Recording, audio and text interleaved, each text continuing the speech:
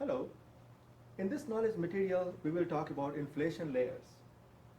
Inflation layers are required to capture the wall boundary layer effects.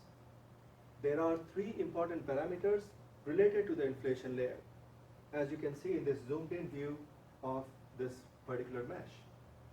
The first important parameter is the first layer height, which is the thickness of the inflation layer closest to the wall.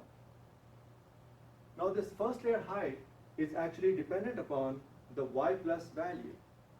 And the y plus value in turn is dictated by your choice of turbulence model as well as the wall boundary function.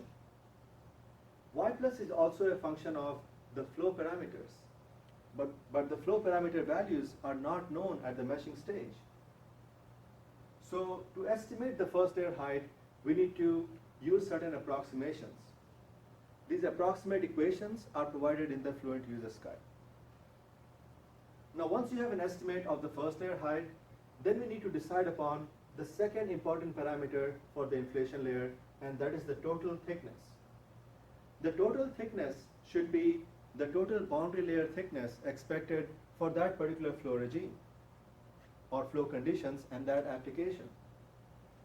If that is known from experimental data, then that's good. Otherwise, we can use certain approximations to get the total height expected for this particular problem. So the third most important parameter for inflation layers is the number of layers that is required within that inflation layer thickness. So the more number of layers you have, the finer your inflation layer density is. So sometimes depending on your computational resources or depending upon other parameters like what is the density of the mesh in the direction of the flow, you may want a certain number of layers and certain number of density of mesh within your inflation layers.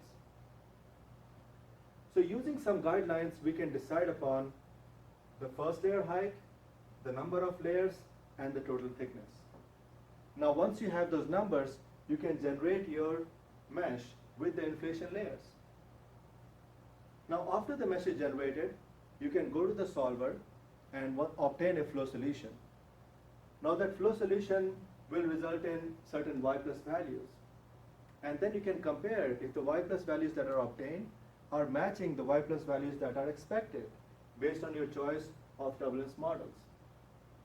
If the values are not matching, then you can come back to meshing stage and either decrease the first layer height or increase the first layer height as required. So that's it. Those are the three most important parameters, and I encourage you to visit our Meshing User's Guide and Fluent User's Guide for more details on the inflation layers and how to use them. Thank you.